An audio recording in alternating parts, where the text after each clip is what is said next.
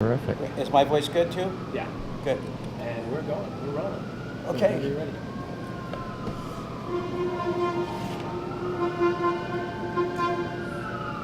And don't be embarrassed about holding this up and reading it. Yeah, You know, okay. be as casual and relaxed as possible. Be as natural as possible. Okay. Super. They read the LA Times review and they're coming to pick me up.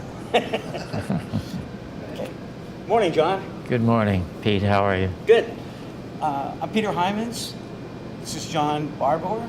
Hi there. And we're doing an interview this morning to inspect and learn and discover who John Barbour is and what he wants to leave behind in the distant future. And this interview is primarily for the men who are in MDI, which is a men's organization which means mentor, discover, and inspire. And the mission of MDI is to cause greatness by mentoring men to live with excellence and as mature, masculine leaders. Wait a second, you're talking to the wrong guy. I don't know how to tell anybody to live, and you talk about masculine and male.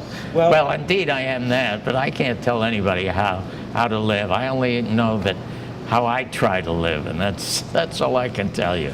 Well, you know, sometimes we don't have a choice in what we leave behind us. You know, we have a saying that if 6 men tell you you're a horse, you better buy a saddle. So sometimes we have to humbly just take what we get, you know. It's interesting you mention a horse and a saddle because it's a 10,000-year-old ancient Persian proverb that says if you're going to tell the truth, you better have one foot in the stirrup. And all I can tell you about the truth is, quite honestly, Pete, all the wonderful, wonderful things that have happened to me in my life have happened by accident. And all the really, really bad things were those things that were absolutely well planned. Well, excellent. I think this is going to be a great interview. It already is, you know. I mean, we're rolling. So, if I may, I'll complete the mission of MDI, and then you can be you exactly how you want to be. You're the perfect John Barbour, by the way. Well, thank you so much. Whatever you ask me, I will answer as honestly as possible. Thank you so much. So the mission of MDI is to cause greatness by mentoring men to live with excellence, and as mature, masculine leaders create successful families, careers, and communities. Well, that almost sounds misogynistic. And why would you talk about men? You know, there are two things that I discovered very, very early in life. Is that I came from a very dysfunctional family in Toronto. I was born in the Salvation Army Charity Hospital. So the first sound I heard was probably a tambourine. And my family would have to improve just to be a mess. And in 1939, my father left the family, went off to the peace and quiet of World War II. But not having anyone to touch you or love you, you had to love, as Sigmund Freud said often, you had to love something in order to survive.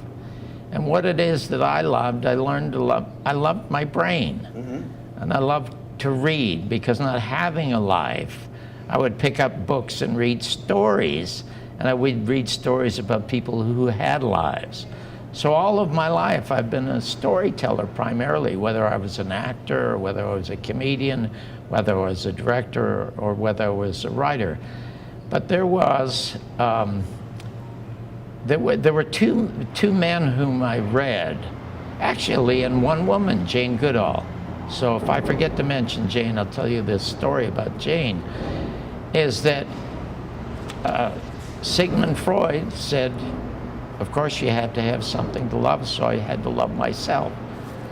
And of course, Betty Davis said, you better love your work, because you're going to lose your family, you're going to lose your job, you're going to lose your friends, but you're never going to lose your work. So I've loved my work and defended my work all my life, because my work became my family. But the fellow who wrote Power of Myth, Joseph Campbell, Joseph Campbell said, if you follow your joy things will open up in the universe as if by magic. Doors will open. Now, I'm totally non-religionist, and if you ask me why, I will tell you later. But I will tell you, when I followed my joy, those doors did happen by accident, especially with the making of this movie that I just made, The American Media in the Second Assassination of President John F. Kennedy. And he said the way to determine your joy is, let's say you just won the California lottery or Powerball, so now you're worth $100 million. What would you do if you had all the money in the world? That's your joy. Yeah. But you can do that without money, so you follow it. And also there was a famous psychiatrist, I wish I could remember his name, he survived Auschwitz. He said the profoundest thing I ever read. He said, you can only have a happy life if you have something you love to do that gets you up in the morning. And as a psychiatrist, when he was interred in a death camp in Nazi Germany, which was Auschwitz, the reason he survived is he kept a journal observing people how they survived this horrible existence. He found strong men who died because they didn't want to get up in the morning. Then he saw very weak, sickly, thin men who were anxious to get out and do work, even though it was for the Nazis, to do farming or whatever it was they did, just to be alive. And so I've always looked forward to getting up the next morning. Each morning is a gift, and you're not quite sure what that gift is going to be when you open it. It could be absolutely an empty box, but it could be filled with all kinds of wonderful surprises. Thank you, John. You'll be a good presenter when you get past your stage fright. So, what's your full name? Well, my birth name was John Barbour, but in Canada, my father, I guess, was a kind of hustler. I only knew him till when I was about 6 years of age. Is that he added the name McLaren, capital M-A-C, capital L-A-R-E-N. So if you go to Adambeck Public School and you look up John Barbour, you won't find it, but you will find John McLaren. If you go to the Toronto Police Department on Main Street and look for John Barbour, you won't find arrest pictures of John Barbour, but you'll find arrest pictures of John McLaren. Well, what he did is that there was a famous Scots writer named McLaren, and he wanted to get a job as a writer, passing himself off as a writer in Toronto. So he added the name McLaren, and he got a job as a columnist with the Toronto Star. So evidently investigative reporting was not one of the highest skills of the Toronto Star, because they hired him. And you know, I never knew I could write until I was over 30. Hadn't the foggiest. I loved to read. Yeah. But I had no idea I could write. So early on, when I was reading the mission of MDI, you mentioned misogyny. And I just want you to know that we really do. A lot of the people that join MDI are younger men who never knew their fathers. And I think you might agree that there's a certain level of masculine behavior and way of being that is essential. And then there's a wide. Well, my role models were not my father. He wasn't there. Yeah. And the men that I saw, my mother was, you know, an nymphomaniac and an alcoholic, and so she brought home about 15 uncles. I had, you know, more uncles than anybody ever had, and they always used her for a punching bag. I was always jumping out the window to run to the police department to bring them home. I had no male models. My male models were in the movies. And you know, sometimes, like when I interviewed Jim Garrison, September 5th, 1981, about his thwarted investigation into the murder of John Kennedy, and how he first accepted the Warren Commission, then an accidental meeting with Senator Hale Boggs, who was a dissenting member, he got 26 volumes, 3 sets of the 26 volumes, and pursued his investigation. And I said to him, as a military man, as an independent political man, you're not aligned to any party, as a former FBI man, whatever made you think you could take on the federal government? Sometimes, Pete, people say things to you that are not based on a fact, but they ring so true, you know the man's telling the truth. When I asked that question, he said, John, I guess as a kid, I just saw one too many Frank Capra movies. That's where I spent all of my time. I had no home to go to, and so for 5 cents at the Manor Theater in Toronto, I would go in there and watch a double feature for a nickel. It was Jimmy Cagney, it was James Stewart, it was John Wayne. All of these people became Orson Welles. They became my male models. But the sad thing is, most of it was fictitious. But I didn't realize that, you know, but I admired the movies I saw. I admired the heroes of Mr. Smith Goes to Washington. How wonderful, I'm just a kid. But look at that, here's a guy speaking up for truth. And to this day, I still have tears in my eyes when I see Robert Donat in Goodbye, Mr. Chips. Any particular movie star who stands out? I would say that Robert Donat stood out the most for me, and then following that it would be Richard Burton. Richard Burton in Prince of Players. I was in England trying to track down my father in around 1960. I tracked him down. It didn't turn out to be a good finding for me, but while I was there, I saw Richard Burton on live television. Oh my God, that man he was by far the greatest English-speaking actor ever, who gave up that to become a celebrity when he married Liz Taylor. And Laurence Olivier sent him a note, do you want to be an actor or do you want to be a star? And he opted to be a star. But he did in The Prince of Players. I remember he plays Edwin Bruth, the brother of John Wilkes Booth. Now, John Wilkes, of course, murders President Lincoln. And Edwin has to survive still as an actor, and he becomes an alcoholic. He has to go out west and try to entertain cowboys and things like that. And there is a scene where the cowboys are drunk and rowdy, and he's supposed to perform. And he yells at them to shut up, that they're going to see the greatest Richard III that they ever saw.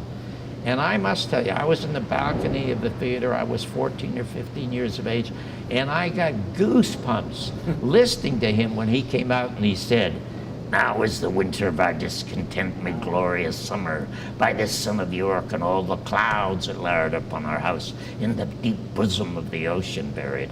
Well, I was so thrilled by that language and so thrilled by his performance. But I would say that, and Orson Welles would have to be in that class because of Citizen Kane. And it was... Where would you put Marlon Brando? Marlon Brando was the most brilliant actor portraying negative personalities. Viva Zapata is one of the great performances of all time. On the Waterfront, and any time he played The Godfather. Do you know that that part was offered to Laurence Olivier? And Olivier turned it down, and Brando had to audition, stuff Kleenex in his nose, and only got $35,000. Everybody in that film only got $35,000. That film, I hate to say it, is a masterpiece of storytelling because you're rooting for killers. Okay, but it's a brilliantly made movie, and Robert Evans deserves as much credit as anybody for the success of that film, because everybody wanted Coppola fired. They didn't want to hire Pacino. Evans did, because he could get them for $35,000, okay? So there you go. But that is an absolute... But when Brando tried to play a lighter character, he was just dreadful. In that respect, he's like Robert De Niro. If De Niro is negative, he is powerful. If he's in a comedy, he's just dreadful. The best actor ever on the screen, ever, was Cary Grant. There was nothing that Cary Grant could not do, and there will never be another Cary Grant, because that society is long gone in the business of having actors under contract to a studio to make 5 pictures a year. That is all gone. It's an entirely different world today. Thank you.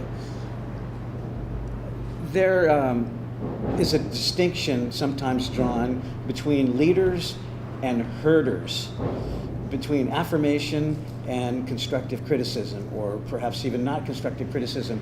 How would you call yourself as a leader? I'm not a leader, but what happens is if you do something interesting that people like, they will follow you. Okay. It doesn't mean that I say, hey, follow me. I don't. I do what I love to do because it pleases me. Everybody says, hey, this film, you're a truth seeker and you're a truth teller and you're pursuing the truth. I'm not. I'm being entirely selfish. I love my brain. And sometimes what comes out of it, I don't even know. You know, Nikola Tesla, who is on an equal with Michelangelo, is probably the greatest genius who ever lived, more so than Einstein. Nikola Tesla said, I never created anything. I never invented anything. What I do if I sit down and open my mind and take dictation. And what comes to me from the universe, wherever its source is, it's complete in my head and I take dictation. I feel that way when I write. I wrote the script for the American media in the second assassination in about a week. Mm-hmm. And often, if I look at some of the stuff that I've written in the past, I don't even recognize that I wrote that. Where did it come from? It just pours out. It's not a talent. It's sort of like channeling, I guess. And I don't know that I even believe in that stuff. I just experience it with myself, that's all. And the really pathetic and sad thing about all humans, I guess, because we are social creatures, which will bring me back to Jane Goodall in a second, is that as social creatures, we need leaders. Right now, we have no leaders. Since November 26, 1963, the country has been, and the world has been awash with facts about the fact that Garrison solved the case. An element of the Central Intelligence Agency did indeed murder John Kennedy. All the facts are there. The media all protected him. All the facts are there. It's all in the film, and they bury themselves. It's not that I point a finger at them. I said, here's what they said when it came to all the facts. There are no leaders left in this country to take this cold case to the Justice Department where it's still an open case. Mm-hmm. The reason being, people need a shepherd. And we have no shepherds. There are only two people in America who could do that right now. Oliver Stone, because he's famous. We live in a culture of celebrities. So here's a famous director. He's going to go to Washington. Let's get on board. And he could bring 10 or 20,000 people to Washington. Maybe Dr. Cyril Wecht could probably bring 5,000 people to Washington.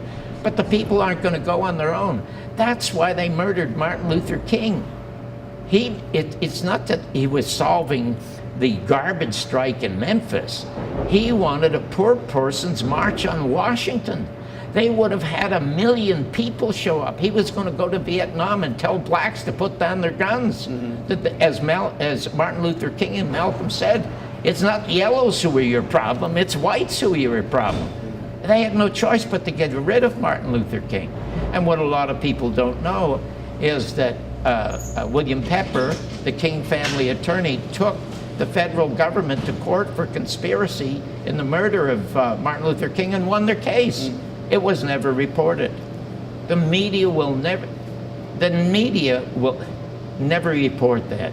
I remember when I booked Jim Garrison on the morning show, and he said to me, and this was 1970, and on the phone he said, John, it's 1970, it's 6 years after the Warren Commission report.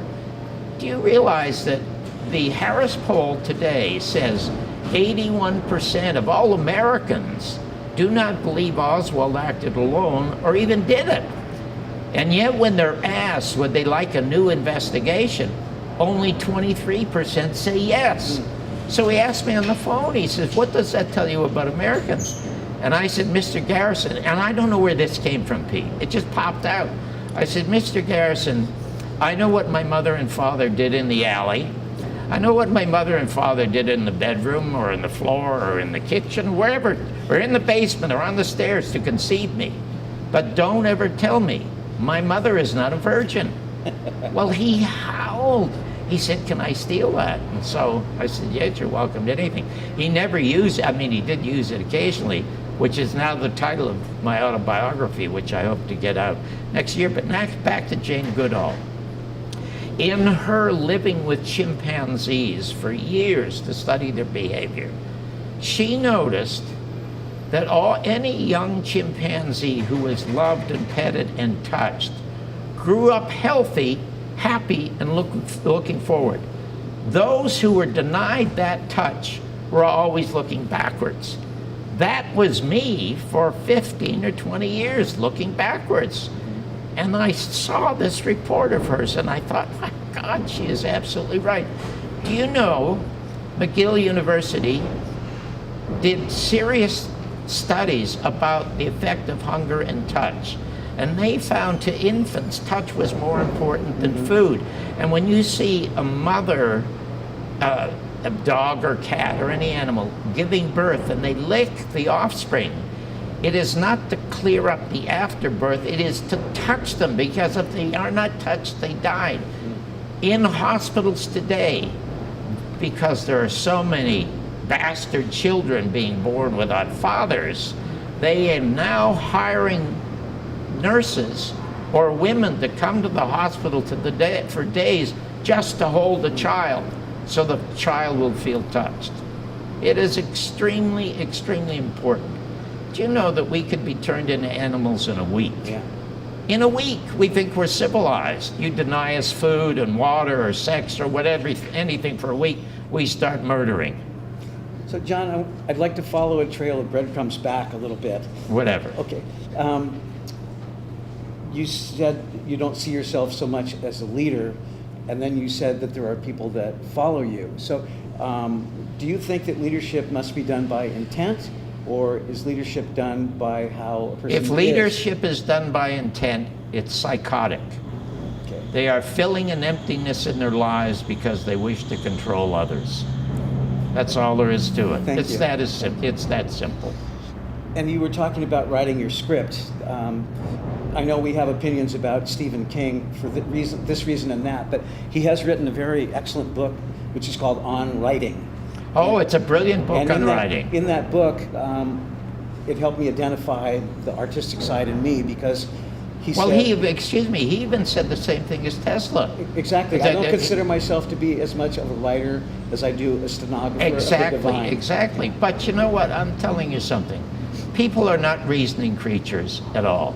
People think they're... I am the only open-minded person I know. And I will tell you why. We have air to all this information coming around us. If we have this information and facts, and we have a mind, and we reason, why aren't we all Jews or Catholics or atheists or Republicans or Democrats? We're not. Because we are formed emotionally long before our mind is formed. We only use our minds to justify our emotional makeups and our emotional prejudices. The only reason I'm the only open-minded person I know, and I don't say that because I brag, because I have absolutely no beliefs. A belief is an invention. It's not a fact. If you believe in God, it's an invention. If you believe in something, it's an invention.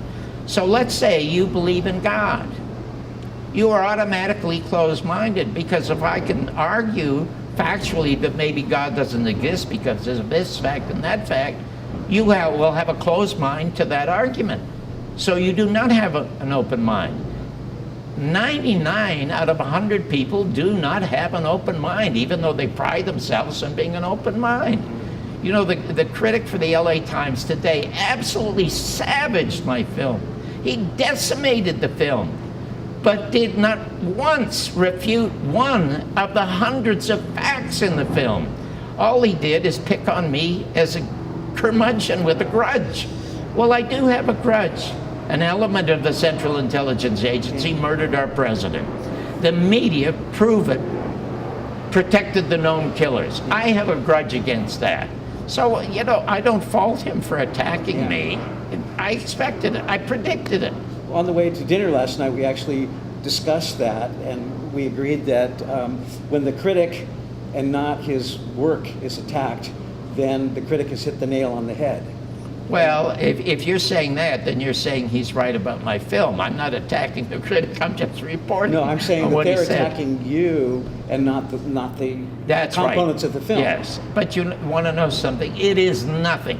When my first album was called "It's Tough to Be White," and the liner notes by Dick Gregory.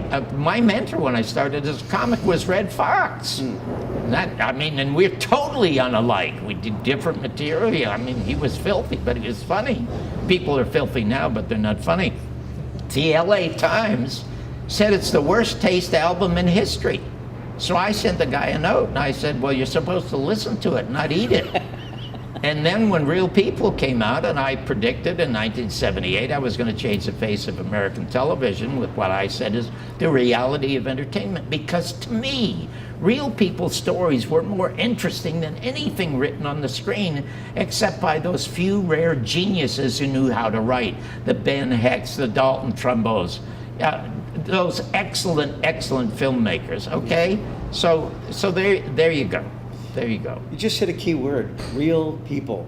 Tell us about Real People. Well, again, it happened by accident. Everything in my life that happened great was happened by accident. I was 46 years of age. I was out of work. Nobody would hire me because as the critic, I made enormous enemies. You remember the movie Soylent Green? Oh, yeah. Okay, in television at that time, there was a fairness doctrine, equal time. When I reviewed Soylent Green, I savaged it. And Don Rickles can tell you it's easier to get laughs if you're criticizing something, but I felt guilty. I was so cruel.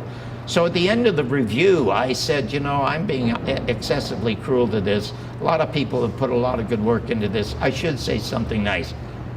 The set is absolutely beautiful. Then I paused and I said, but it would have been more beautiful if it had been placed in front of the actors. Well, the crew laughed and howled because that's a great joke. The producer of the film sued NBC to get equal time. You could do that in those days. NBC wouldn't give them equal time, so he took it to the California Supreme Court. They wouldn't hear the case. 5 years later, the Supreme Court in the United States ruled on that case. And they said, you do not get equal time because John Barbour's reviews have no social import. Okay, now, I'm 46 years of age. I'd been on the air with Tom Snyder for 5 years. When he got the Tomorrow Show, the brass called me and said, will you review Tom? Sitting next to you while you say goodbye. At the end of the review, I say, I've been here for 5 years next to Tom, my friend. And as a newscaster, he gives you the impression that the news is there to bring you him. The next week, that line is quoted in Time magazine. Tom Snyder never booked me on the Tomorrow Show. It's canceled, tried to get me fired a couple of times after that. So I was persona non grata. I did not want to have a child. I only had a child because my wife wanted a child, and I had failed as a performer, so I wasn't going to fail my wife who was helping me, so I said, let's have a child. The greatest thing that ever happened to me. Because if by magic things happened, I could not get a job. I was 46. I was standing on Foreman in Valley Spring next to the Lakeside Golf Club. I said, you know what? I remember everything negative about my life as a child. I will correct that. I will be the best father anybody ever had. I quit the business. I walked into the house, told my wife I'll get a job as a comedy writer because everybody wanted to hire me as a comedy writer, and I will be a father. That was going to be my occupation. The phone rang. It was a fellow named Digby Wolf, the real creator of Laugh-In. And Digby said, I have a contract at Westinghouse. Will you come over here? Because I hear you had this thing at ABC about Real People. I will take it to Westinghouse. While I was sitting waiting for him, George Slaughter walked out of his office. It was right across the hall. Wanted to know why I was there because we had worked together on the revival of Laugh-In. And I told him I was there. He said, I have a contract with NBC for 4 shows called Country versus City. Would you do your Real People show here? He wrote some figures on what he would pay me. We signed a deal. And I asked him to make me producer. He said, no, you can't be producer because I don't want to get sued by ABC or anybody else about this. But you've got this kind of money. So it was monstrous amount of money. I mean, even for a beginner. A year later, it was the #1 show on television. Then I said to him, now I'm going to be the producer. And we were live, and he said, this shit isn't going anywhere. That was his comment. I said, well, you have nothing to lose by giving me 10%. So he gave me 10%. That put my son through Stanford. So there you go. Mention what it was like not being a son for an absent father. And I know you recently experienced some great joy with your son across the Atlantic Ocean. What's it like being a father, and what was that experience like for you? Well, it was... You're talking golf, right? Yeah, I'm talking golf, because I'd have to cut back just to be a junkie. Because I love my own company, I love being outdoors, and so golf is the ultimate game because you only play against yourself. And I'm totally emotionally unequipped to play the game. I am, because if I hit a great shot and it gets a bad bounce, profanity just fills the airwaves. You see people putting up for sale signs when I come by. But I said to my wife about 4 years ago, I said to her, honey, do you think Christopher knows how old we are? She said, I don't know. I don't even think about it, you know. Well, anyway, I didn't want to go to, he invited me to Scotland as a birthday gift to me. And I didn't want to go because I wanted to save the money to put into the film, and he insisted I go. It was the most glorious experience I ever had because it was the only time in a year for 4 days I never thought about the film. And my son treated me like I was a handicapped kid. He was fussing all over me, so it made it. I mean, it's terrific. And the wonderful thing is he did it on his own, because I couldn't help him because people burned my bridges while I was crossing them, you know. So there was no way I could help him. But he inherited his mother's fabulous people personality. Fortunately, he got my brain and my feet. And so that's it. Excellent. So if you were willing to consider yourself as a role model for some people. I am not a role model. Okay, so okay? let's do a little fantasy here. Just for one moment, consider that you might be a role model for some people. What would you say that I would say to anybody, don't meet your idols. What would you say your core values are?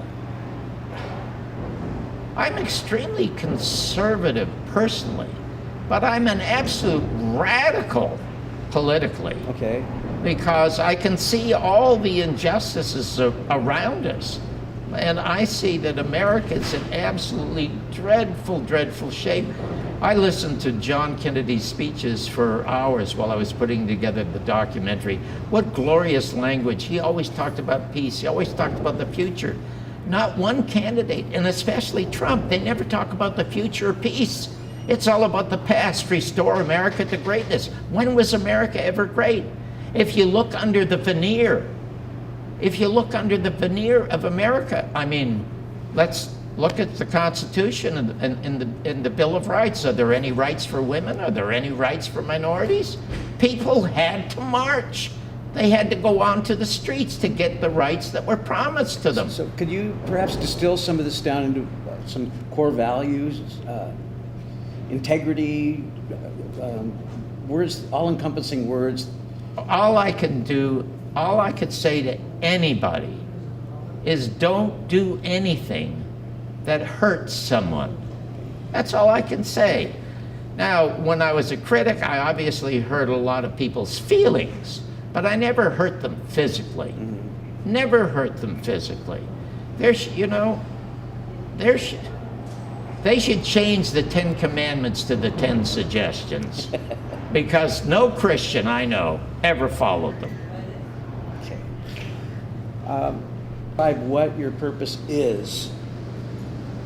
What is your purpose? I don't know what my purpose is. My purpose is I love what it is that I'm doing. I am so lucky to be doing what it is.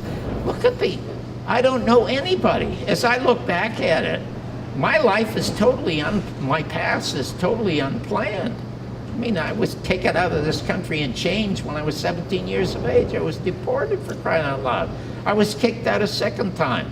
And I spent hours in a law library trying to figure out how to get back into the United States legally. Well, I eventually did that. That I did on my own, but I also had help. Somebody wrote a book in show business saying that life is a contact sport. You cannot do it on your own. You are given a life by nature or by whatever, but only you can give it a purpose. Nobody else, your parents can't give it a purpose. Your teachers can't give it a purpose. Only you can give it a purpose. Thank you. So if you were able to hover up and look at John Barbour and not be John Barbour, what would you say your legacy might be? I don't have a legacy. The happiest thing that I will leave, to me, is the American media and the second assassination of President John F. Kennedy, which is the definitive documentary about the murder of John Kennedy by elements of the Central Intelligence Agency. Okay, that I'm thrilled with. Now, it will not do well in theaters because everybody is going to attack it. I don't think any film festival will accept it. I put it into 15, Toronto, my hometown, and Moscow. And I hope Moscow accepts it because I want Putin to do for me what he did to Trump. Got him elected. Okay, so I'll fly over there in a minute. I don't know that anybody will accept it, but I'm telling you this, word of mouth on the internet, when that goes up there and it's available for $3 or $4, thousands upon thousands of people will download that film and spread it around. There will be Donald Trump. Big victory was not over Hillary. It was over the mainstream media that supported him. My film is going to be a victory over the mainstream media, and it's going to be the underground that does it. It's going to be the alternative media that does it. It's going to be social media that does it for this film, as it did for Donald Trump. Thank you. Is there anything that you'd like to tell the people in the camera? Well, I would tell folks to go to see the American media in the second assassination of President John F. Kennedy. Do not let anyone except me tell you what a terrific film it is, or tell you that I'm a curmudgeon. I'm a curmudgeon in many respects, but you will, no matter what you think you know about that film. Look, Jim DiEugenio, who right now is the very best critic about the assassination of John F. Kennedy, and including Martin Luther King. The three godfathers of this were Mark Lane in print, Mae Brussel on the air, and now James DiEugenio. He said to us last night, this is more than about Garrison and about Kennedy. This is a definitive film about the assassination. So if you get an opportunity, go see it. Thank you. One other thing. Gosh, you said thank you 10 times, and I'm waiting for you to say goodbye each time you say thank you. So you get to say thank you one more time, then we say goodbye. Okay, what's the thank you? What's the question? Okay, I'll withhold thank you. and we've been fortunate enough to have Jim Ellis, who's the Vice President of Media for MDI, working the camera, and Jim's father, James, is here. I just wondered if we might have a question or two from them. Yeah, absolutely. I must tell you, I was thrilled to meet James' father. Not that I wasn't thrilled to meet James, but his father has a copy. His father has a copy of Jim Garrison's Heritage of Stone. My wife and I have a copy signed by Garrison. It's the only book we have locked in the safe at home. So I'd be happy to take questions from them about anything. Okay. Okay. You have a question then? Do you have a question? Please be seated. Have a seat. That's great. Thank God I get to look at somebody my own age. Sit down. Hey, I'm older than you.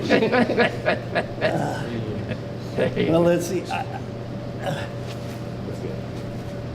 Let's see. I seem to be. Were you involved with the Gong Show? Yes, I was the first host of the Gong Show.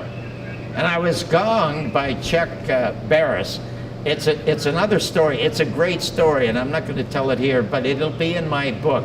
It's a very funny, very true, very interesting story about how this all happened. So yes, I was the first host of the Gong Show. The first person gonged, and after he gonged me, he gave me a trophy commemorating it, which sits on my desk at home.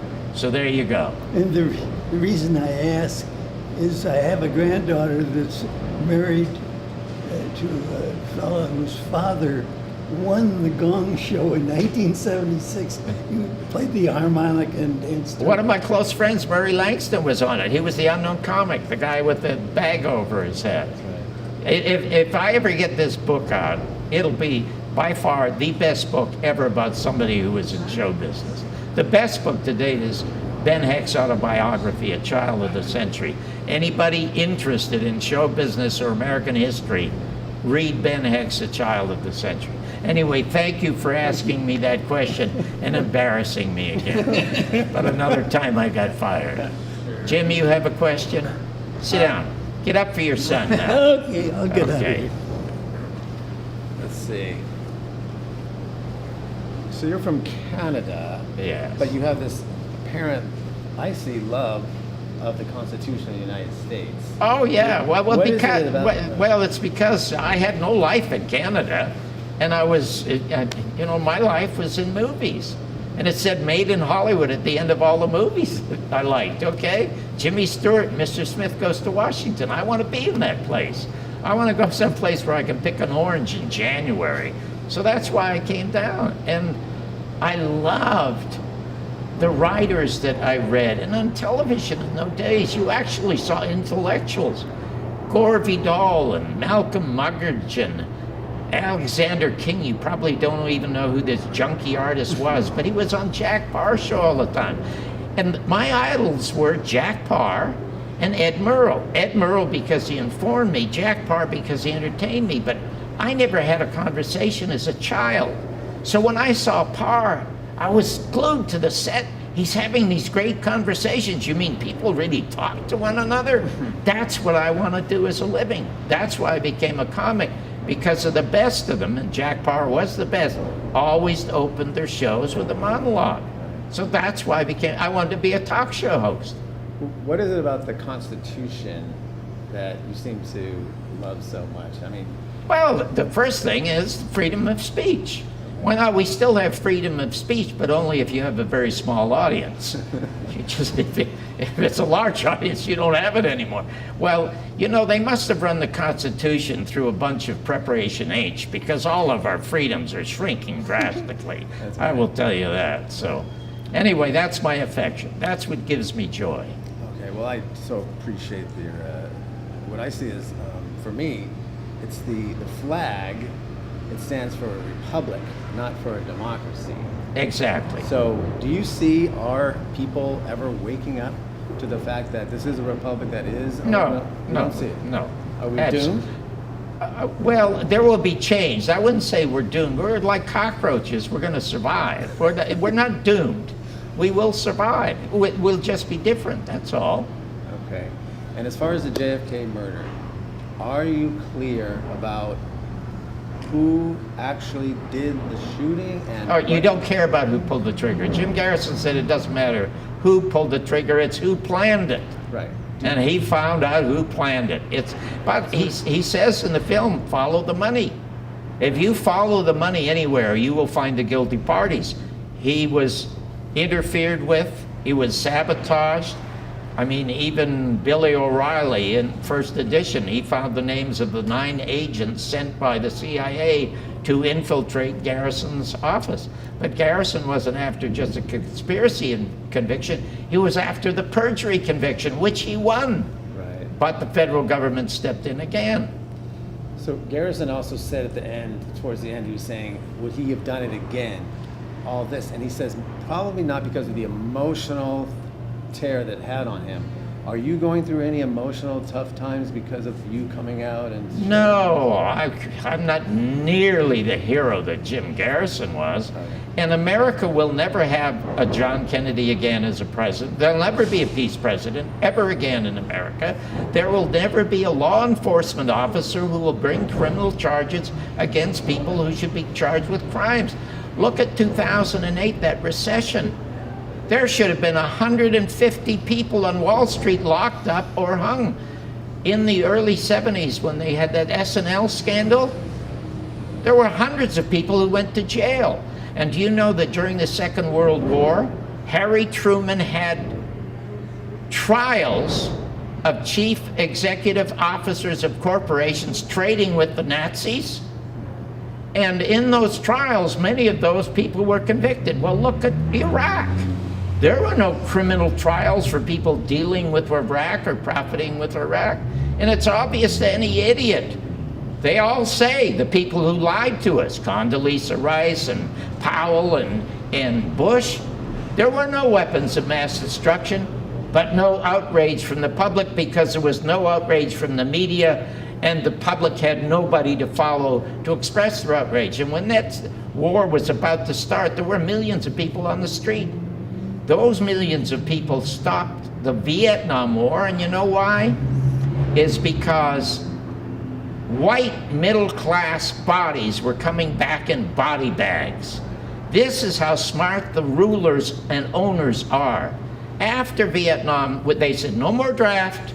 We will dumb down the public. We will ship out jobs so that people who graduate from college have no place to work. They join the military and they become our hired killers. I know 4 kids, honor students, who graduated from college in Nevada, have joined the service because they cannot get a job. Those people are smart. They don't own us because they're dummies. They're smart. So how do you stay optimistic and hopeful, if those are words, knowing all this darkness? Because I have hope. I mean, if I can see it, and it's obvious, if the emperor was wearing no clothes, the emperor should be arrested for indecent exposure. Americans are afraid to go that one step further, following the truth. If I can see it, I know that others are going to see it. And you know, I got slammed by the LA Times today. Within 5 minutes, I had 50 people on Facebook defending the film, and they haven't even seen the film. So there you go. So if you don't have hope, you might as well put a gun to your head. Yeah. Well, I appreciate your hope. And if you're looking for the truth, the fact is that the government may put a gun to your head. Right. Do you ever worry about your welfare? No, I'm small potatoes. Everybody asks me, are you worried about something happening to you? No. I'm meaningless, you know. Yeah. If I still had real people, I would be a force. Right. But I don't have it anymore. Have you ever, did you ever see Bill Hicks and his work? Bill Hicks is in the film, and you are going to be astonished. The reason I put him in the film, and I'm not going to tell you his jokes, Okay. he was the only one courageous enough or talented enough to tell jokes about the assassination. Yes. Now, you're going to go see the movie in a little while. You may be only 2 or 3 people in the theater since the LA Times review, but you're going to be astounded, and I bet you applaud during the film. Yeah. Well, I love Bill Hicks, and I watch him like almost every day. That JFK he talks about. You know who introduced me to him? My son.